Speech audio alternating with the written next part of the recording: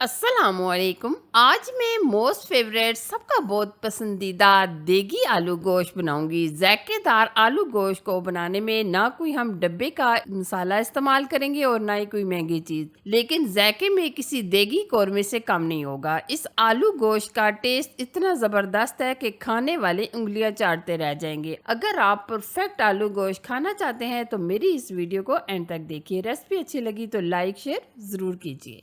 आलू गोश्त बनाने के लिए सबसे पहले हम लेंगे मिट्टी की हांडी। आपको पता है मिट्टी की जो हांडी होती है, इसमें अगर हम कोई भी सालन बनाए, बेशक आलू बनाए, चिकन बनाए, कोई भी रेसिपी इसमें बनाए तो इसका टेस्ट और भी बढ़ जाता है। तो इसलिए आज हम मिट्टी की हांडी में ये आलू गोश्त बनाएंगे। ये हमने तकरीबन 750 ग्राम बीफ लिया है।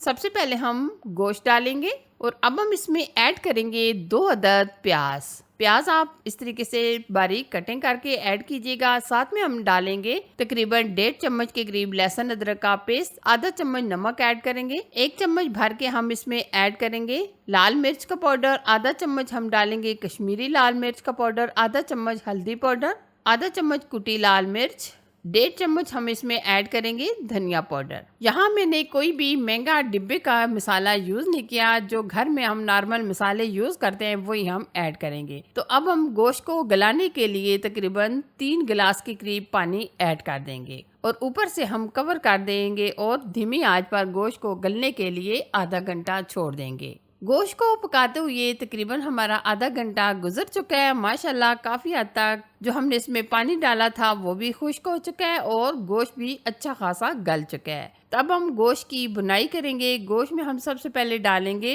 3 अदद टमाटर। टमाटरों का हमने छिलका रिमूव कर लिया है ताकि टमाटर जल्दी से और परफेक्ट गल जाए। आपको तो पता है कि जब टमाटरों का छिलका गोश्त के ऊपर तैरने लगता है तो अच्छा नहीं लगता, तो आपने क्या करना है, टमाटरों का छिलका लाजमी उतार लेना है। तो अब हम इसमें तकरीबन आधा कप के करीब डाल देंगे ऑयल। ऑयल ऐड करने के बाद गोश्त को हम बहुत अच्छे तरीके से बुनाई करेंगे जब तक ऑयल सेपरेट नहीं हो जाता, क्योंकि आपको पता है जब तक गोश्त की अच्छे तरीके से बुनाई ना की जाए गोश्त खाने का मज़ा ही नहीं आता। तो अब हम इसमें ऐड कर देंगे 3 से 4 अदद आलू। क्योंकि हम आलू गोश्त बना रहे हैं तो आलू हम इस तरीके से पीसेस में कट करके ऐड करेंगे। ये हमने बहुत ज़्यादा छोटे पीस नहीं कटिंग किए हैं, बल्कि हमने बड़े बड़े क्यूब्स में आलू को कटिंग कर लिया है। आलू और गोश्त की दोनों की हम अच्छे तरीके से बुनाई कर लेंगे। जब तक मुकम्मल ऑयल सेपरेट नहीं हो जाता तब तक हम बुनाई करेंगे।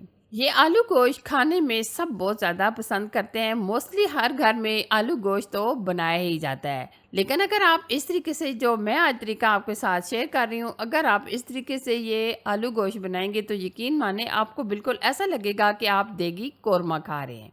वैसे भी आपको पता है जो मिट्टी की हांडी होती है, इसमें अगर हम कोई भी सालन बनाएं तो टेस्ट दोबाला हो जाता है। तो आज मैं ये आलू गोश्त मिट्टी की हांडी में इसलिए बना रही थी क्योंकि मेरे घर में कोई गेस्ट आ रहे थे तो उनकी फरमाइश थी कि हम मिट्टी की हांडी में ये आलू गोश्त बनाएं।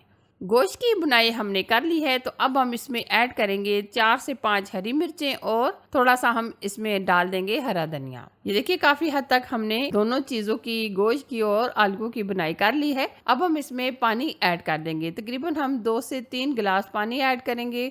पानी आप अपने हिसाब से डालिएगा क्योंकि हमने सिर्फ आलू ही को गलाना है, क्योंकि गोश्त हमारा गल चुका है। अब हम इसको ऊपर से कवर करके मजीद 15 मिनट पकाएंगे। ये देखिए माशाल्लाह आलू गोश्त का सालन ज़बरदस्त खुशबूदार हमारा तैयार हो चुका है। अब हम इस स्टेज पर फ्लेम ऑफ कर देंगे और ऊपर से हम डाल देंगे गरम मसाला कुटा हुआ और अब हम ऊपर से 5 मिनट के लिए कवर करेंगे, फिर उसके बाद हम सर्व करेंगे।